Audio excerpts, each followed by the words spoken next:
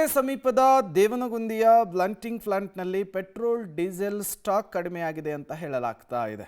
ಇದರಿಂದ ನೂರಾರು ತೈಲ ಟ್ಯಾಂಕರ್ಗಳು ದೇವನಗುಂದಿಯ ತೈಲ ಸಂಸ್ಕರಣಾ ಘಟಕದ ಮುಂದೆ ಕ್ಯೂ ನಿಲ್ಲಬೇಕಾದಂತಹ ಪರಿಸ್ಥಿತಿ ನಿರ್ಮಾಣವಾಗಿದೆ. ಸಿಲಿಂಡರ್ಗಳ ಅಭಾವ, ಪೆಟ್ರೋಲ್ ಡೀಸೆಲ್ನ ಅಭಾವ ಹೆಚ್ಚಿದ ಹಿನ್ನೆಲೆಯಲ್ಲಿ ಸಕಾಲಕ್ಕೆ ಪೂರೈಕೆ ಆಗ್ತಿಲ್ವಂತೆ. ಇನ್ನು ಇದೇ ಜಾಗದಲ್ಲಿ ಹಿಂದೂಸ್ತಾನ್ ಪೆಟ್ರೋಲಿಯಂ ಕಾರ್ಪೊರೇಷನ್ ಲಿಮಿಟೆಡ್ನ ಪ್ರಮುಖ ಪೆಟ್ರೋಲಿಯಂ ಸಂಗ್ರಹಣಾ ಮತ್ತು ವಿತರಣಾ ಕೇಂದ್ರ ಕೂಡ ಇದೆ. ಇಲ್ಲಿಯೂ ಕೂಡ ಸ್ಟಾಕ್ ಕಡಿಮೆಯಾದ ಹಿನ್ನೆಲೆಯಲ್ಲಿ ಬೇರೆ ಬೇರೆ ಜಿಲ್ಲೆಗಳಿಂದ ಬಂದಂತಹ ಲಾರಿಗಳು ಕ್ಯೂ ನಿಲ್ಲಬೇಕಾದಂತಹ ಪರಿಸ್ಥಿತಿ ಇದೆ. ಕೆಲವು ಬಂಕ್ನ ಮಾಲೀಕರು ಹೆಚ್ಚುವರಿ ಪೆಟ್ರೋಲ್ ಡೀಸೆಲ್ಗೆ ಮನವಿ ಮಾಡಿಕೊಂಡಿದ್ದು ಇದ್ದಷ್ಟು ಸ್ಟಾಕ್ನಲ್ಲಿಯೇ ಬಂಕ್ಗಳಿಗೆ ಪೂರೈಕೆ ಮಾಡ್ತಿದ್ದಾರೆ. ಈ ಕುರಿತಂತೆ ನಮ್ಮ ಪ್ರತಿನಿಧಿ ಪ್ರಕಾಶ್ ಒಂದು ಪ್ರತ್ಯಕ್ಷ ವರದಿಯನ್ನು ಕೊಟ್ಟಿದ್ದಾರೆ. ಸದ್ಯದ ಪರಿಸ್ಥಿತಿಯನ್ನು ವಿವರಿಸಿದ್ದಾರೆ. ಬನ್ನಿ ನೋಡ್ಕೊಂಡು ಬರೋಣ. ಇಂದು ಮಧ್ಯರಾತ್ರಿಯಿಂದಲೇ ಪೆಟ್ರೋಲ್ ಮತ್ತು ಡೀಸೆಲ್ ದರ ಏರಿಕೆ ಆಗಲಿದೆ ಅನ್ನುವಂಥ ಸುದ್ದಿ ಕೂಡ ಹರಿದಾಡ್ತಾ ಇದೆ. ಸದ್ಯ ನಾನಿರುವಂತಹ ಜಾಗ ಇದು ದೇವನಗುಂದಿ. ಇದು ಇಂಡಿಯನ್ ಆಯಿಲ್ ಕಾರ್ಪೊರೇಷನ್ನ ಒಂದು ತೈಲ ಮತ್ತು ಅನಿಲ ಕಂಪನಿಯ ದೊಡ್ಡ ಬಾಟ್ಲಿಂಗ್ ಪ್ಲಾಂಟ್ ಇದು. ಇಲ್ಲಿಂದನೇ ಏನು ಬೆಂಗಳೂರು ಸೇರಿದಂತೆ ರಾಜ್ಯದ ಹಲವು ಜಿಲ್ಲೆಗಳಿಗೂ ಕೂಡ ಈಗ ಪೆಟ್ರೋಲನ್ನು ಇಲ್ಲಿಂದ ಪೂರೈಕೆ ಮಾಡಲಾಗುತ್ತೆ. ಇದು ಪ್ಲಾಂಟ್ ಇದು. ಇಲ್ಲಿಂದ ಬೇರೆ ಬೇರೆ ಏನು ಬಂಕ್ಗಳಿಗೂ ಕೂಡ ಈಗ ಈ ಒಂದು ವೆಹಿಕಲ್ಸ್ಗಳ ಮೂಲಕವಾಗಿ ಕಳಿಸ್ಕೊಡುವಂಥ ವ್ಯವಸ್ಥೆ ಕೂಡ ಆಗುತ್ತೆ. ಇಂಡಿಯನ್ ಆಯಿಲ್ ಕಾರ್ಪೊರೇಷನ್ ಲಿಮಿಟೆಡ್ಗೆ ಸೇರಿದಂತಹ ಅತ್ಯಂತ ದೊಡ್ಡ ಕೇಂದ್ರ ಇದು. ಇಲ್ಲಿಂದ ಸುಮಾರು ಭಾಗಗಳಿಗೆ ಈಗ ಪೆಟ್ರೋಲನ್ನು ಕೂಡ ಪೂರೈಕೆ ಮಾಡುವಂಥದ್ದು ಕೂಡ ಆಗುತ್ತೆ. ಯಾವಾಗ ದರ ಏರಿಕೆ ಆಗಬಹುದು ಅನ್ನುವಂತಹ ಸುದ್ದಿ ಹರಿದಾಡ್ತಾ ಇತ್ತು. ಆಗ ಎಲ್ಲೆಲ್ಲಿ ಬಂಕ್ಗಳಲ್ಲಿ ಅಂದರೆ ಒಂದು ಮುಗಿಯುವ ಹಂತಕ್ಕೆ ಬಂದಿದ್ವು ಆ ಬಂಕ್ನ ಮಾಲೀಕರು ಈಗ ತಮ್ಮ ವಾಹನಗಳನ್ನು ಕಳಿಸಿದ್ದಾರೆ. ಪ್ಲಾಂಟ್ಗೆ ಕಳಿಸಿದ್ದಾರೆ. ಇಲ್ಲಿ ಸಿಲಿಂಡರ್ ಪ್ಲಾಂಟು ಮತ್ತು ಪೆಟ್ರೋಲ್ ಮತ್ತು ಡೀಸೆಲ್ನ ಪ್ಲಾಂಟ್, ಎರಡು ಪ್ಲಾಂಟ್ಗಳು ಕೂಡ ಇದ್ದಾವೆ.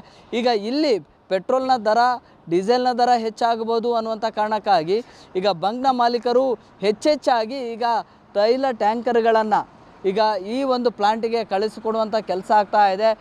ಹೆಚ್ಚುವರಿಯಾಗಿ ಇಂಡೆಂಟನ್ನು ಕೂಡ ಹಾಕ್ತಾ ಇದ್ದಾರೆ. ಹೆಚ್ಚೆಚ್ಚು ಪೆಟ್ರೋಲ್ಗೆ ಖರೀದಿಗೂ ಕೂಡ ಈಗ ಮುಂದಾಗ್ತಾ ಇದ್ದಾರೆ.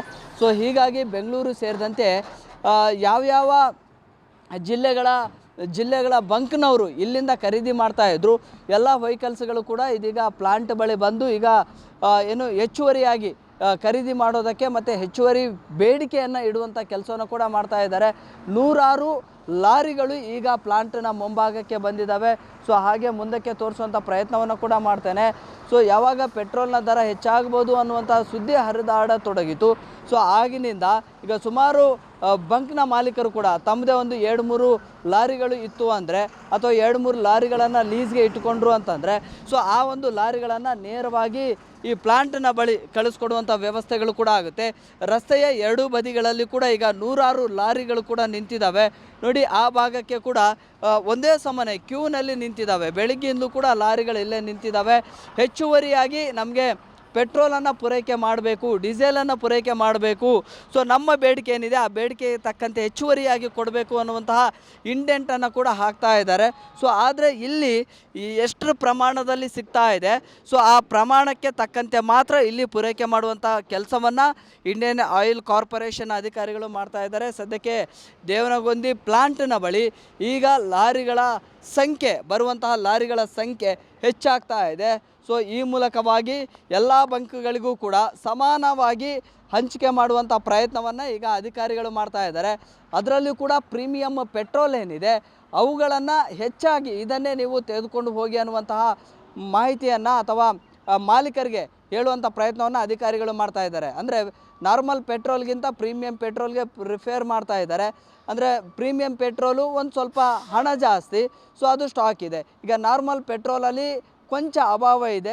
ಹಾಗಾಗಿ ಕಳಿಸ್ಕೊಡ್ಲಿಕ್ಕೆ ಸಮಸ್ಯೆ ಆಗ್ತಾ ಇದೆ. ಬೇಡಿಕೆಗೆ ತಕ್ಕಂತೆ ಪೂರೈಕೆ ಮಾಡಲಿಕ್ಕೆ ಆಗ್ತಾ ಇಲ್ಲ ಅನ್ನುವಂಥ ಮಾಹಿತಿಯನ್ನು ಕೂಡ ಬಂಕ್ನ ಮಾಲೀಕರಿಗೆ ಈಗ ಅಧಿಕಾರಿಗಳು, ಸಿಬ್ಬಂದಿಗಳು, IOCಯ ಸಿಬ್ಬಂದಿಗಳು ಹೇಳ್ತಾ ಇದ್ದಾರೆ ಅನ್ನುವಂಥ ಮಾಹಿತಿ ಕೂಡ ಇದೆ. ಆದರೆ ಸದ್ಯಕ್ಕೆ ಯಾವಾಗ ಈ ಒಂದು ದರ ಏರಿಕೆಯ ಗುಮಾನಿ ಹೆಚ್ಚಾಯಿತು ಆಗ ಸುಮಾರು ಲಾರಿಗಳು ಕೂಡ ಈಗ ಪ್ಲಾಂಟ್ ಬಳಿ ಬರ್ತಾ ಇದೆ. ವಿಡಿಯೋ ಜರ್ನಲಿಸ್ಟ್ ಹನುಮಂತು ಜೊತೆ Prakash D Rampur, public TV, Bengaluru.